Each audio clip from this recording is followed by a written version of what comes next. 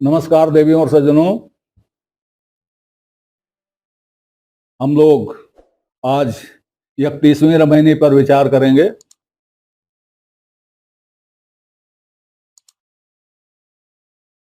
उसका एक बार पाठ कर देते हैं।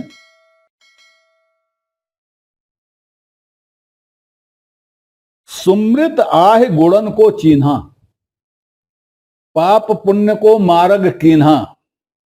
सुमृत वेद पढ़ें असरारा, पाखंड रूप करें हंकारा। पढ़ें वेद और करें बड़ाई, संशय गांठ अजहु नहीं जाई। पढ़ें शास्त्र जीव बध करई, मूल काट अगमन के धरई। साखी है, कहें कबीर ई पाखंड बहुतक जीव सताओ। अनुभव भाव न दर्शे, जियत न आपु रखा। छोटी सी रामायणी है, बहुत गहरी है। अब इसमें सुमृत की बात है। सुमृत अस्मृत, अस्मृत नाम सुना होगा आपने। आजकल बड़ी गालियां दी जा रही हैं और एक ही अस्मृत को लेकर गालियां दी जा रही हैं, वो है मनुस्मृत।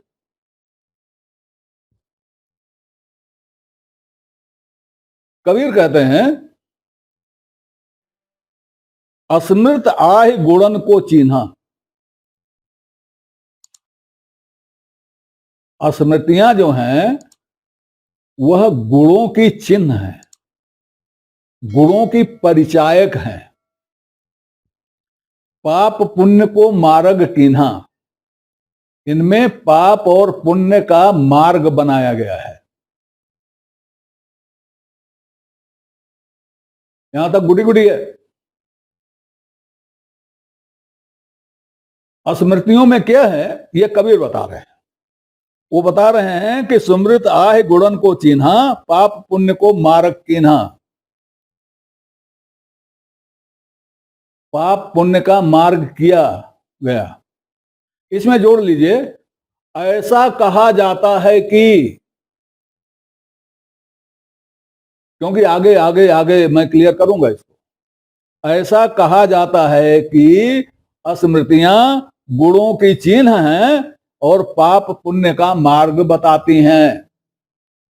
इन्होंने पाप पुण्य के नियम बनाए हैं, सांसारिक व्यवहार के नियम बनाए हैं। अब स्मृतियां हैं क्या? पहले वेद आए, उसके बाद ब्राह्मण ग्रंथ आए वेदों को स्पष्ट करने के लिए, उसके बाद आरण्यक आए वेदों को स्पष्ट करने के लिए, उसके बाद सूत्र ग्रंथ आए वेदों को स्पष्ट करने के लिए।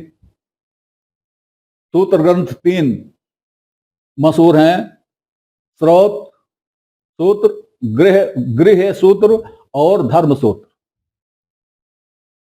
उसके बाद स्मृतियां आई, मनुस्मृत, गौतम स्मृत, पाराशर स्मृत। तो शुरू में तो 18-20 थी ये, आजकल 100 के आसपास है। अब उसमें कितनी असली हैं कितनी नकली हैं कौन जाने। सबसे बड़ी बात तो यह है कि मनुस्मृत मनु ने किया, मनु ने कहा, ये संभव नहीं है। गौतम स्मृत, गौतम ऋषि ने कहा, ये संभव नहीं है।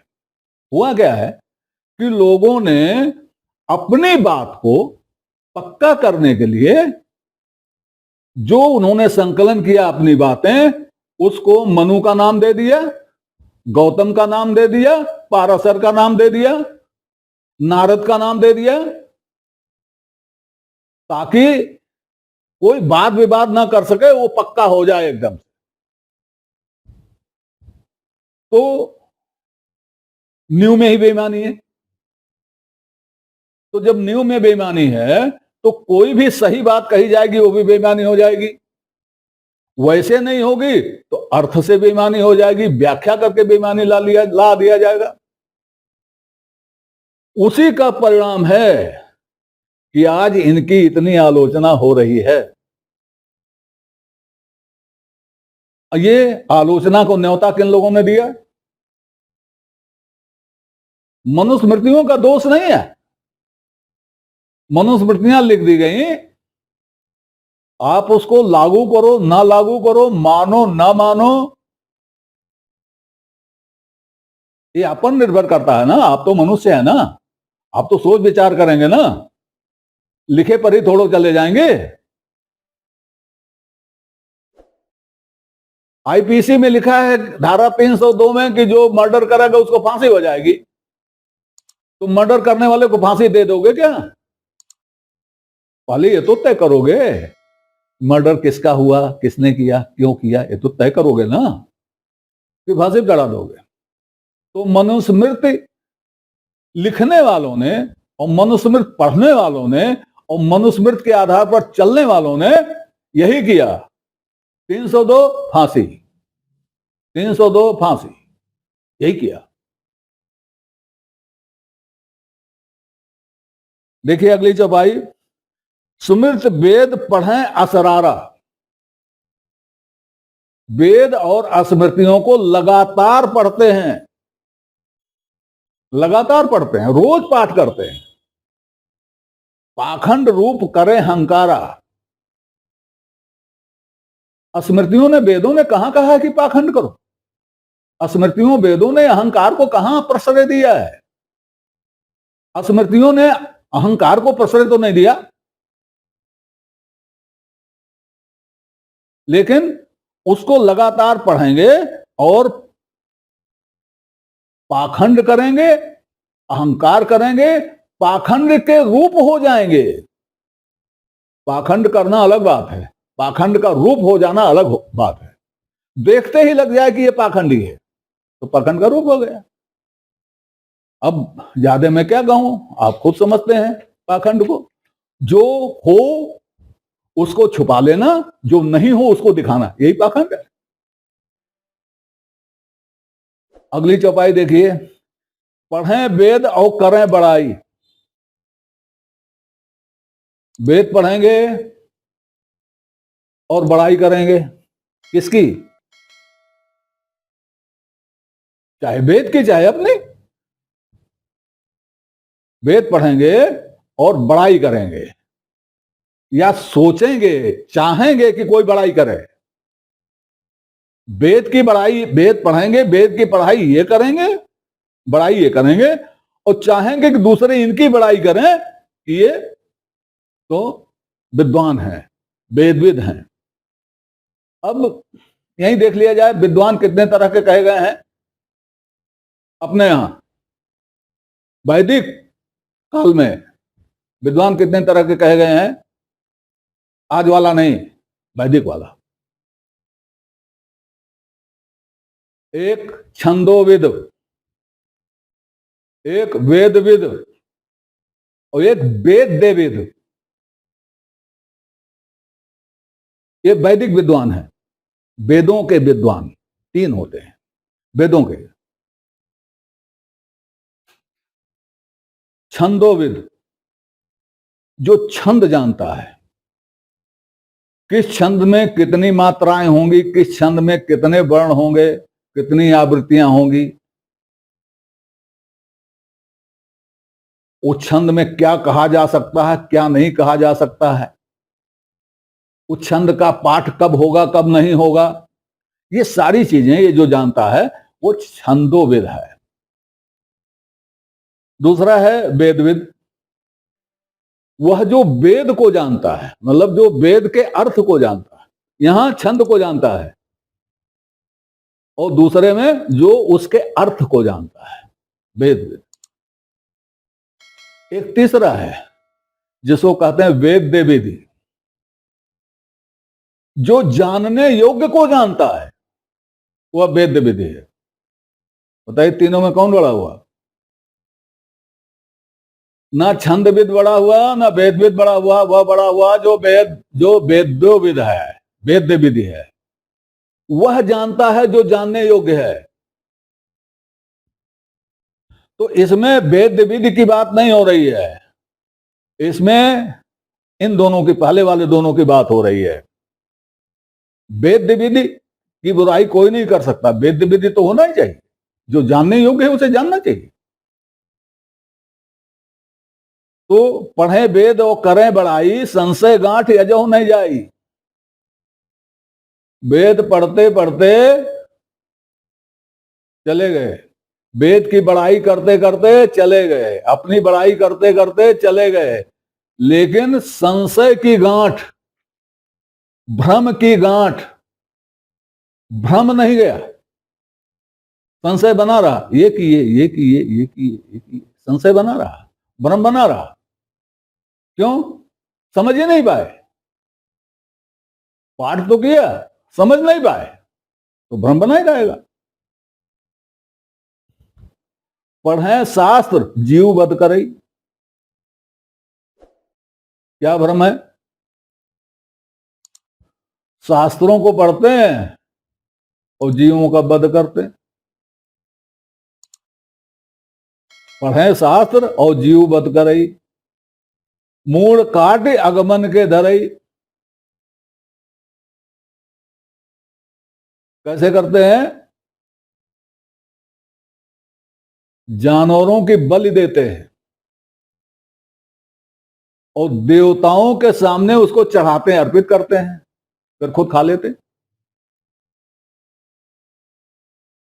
जिभ्या स्वार्थ कारणे नर कीन्हे बहुत उपाय। कबीर कहें आगे कहीं, स्वाद के लिए मनुष्य ने बहुत सारे उपाय कर रखे हैं। उसमें एक उपाय ये भी है, वध कर रहे हैं जीव का, किस लिए कर रहे हैं? यज्ञ कर रहे हैं। और कहा गया वैद की हिंसा हिंसा ना भवति, वेदों के लिए, यज्ञ के लिए की गई हिंसा हिंसा नहीं होती है, मनुस्मृति कहती है। अब वो नकारात्मक पक्ष, उसको मैंने बताया नहीं है अभी, तो बता दिया गुणों का चिन्ह है और ये है वो है। खैर, तो वैद की हिंसा हिंसा ना भवति, तो यज्ञ किया, काट दिया। अब ये कहा जाए भाई यज्ञ में कैसे कटता है, तो पहले ये समझ लीजिए यज्ञ क्या है। वैदिक काल में हर कार्य को यज्ञ कहा जाता था। भोजन यज्ञ भी होता था और नाश्ता यज्ञ भी होता था। हर कर्म, जो ही कर्म होते थे उनको यज्ञ कहा जाता। और जब किसी देवी देवता की पूजा करके, आज तो पूजा होती है, पूजा करके काटा जाता है बकरा, वो भी तो यज्ञ ही होता है ना। अश्वमेध यज्ञ होता ही था। कहीं कहीं वर्णन तो नरमेध का भी मिलता है, बात खरी खरी है लेकिन वर्णन मिलता है। अब उसको प्रतीक कहिए चाहे जो कहिए, लेकिन वर्णन तो है ही। और अगर प्रतीक कहेंगे तो अश्वमेध भी प्रतीक ही है, फिर तो प्रतीक में सारे कुछ को लगा दीजिए। लेकिन होता है, आज भी होता है। तो पढ़े शास्त्र जीव बध करई। शास्त्र पढ़ने से क्या फायदा हुआ जब जीव वध कर रहे हो? शास्त्रों में तो यही है ना, मोटी सी बात, शास्त्रों में ही तो है ना, हर जीव में वो है, रम रहा है, कण कण में रम रहा है। अभी कहते हो कण कण में रम रहा है, तो कण को काहे तोड़ते हो? जीव का वध काहे करते हो?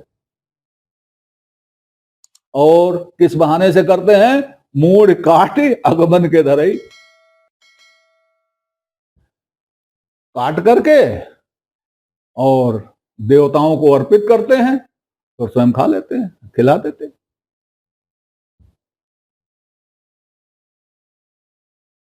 अब यहां जैनियों की भी एक बात देख लीजिए।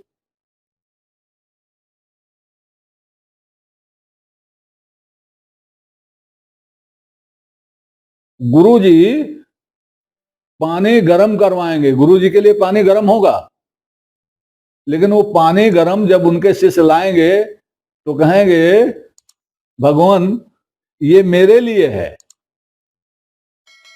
उसके बाद वो गुरुजी वो पानी पी लेंगे।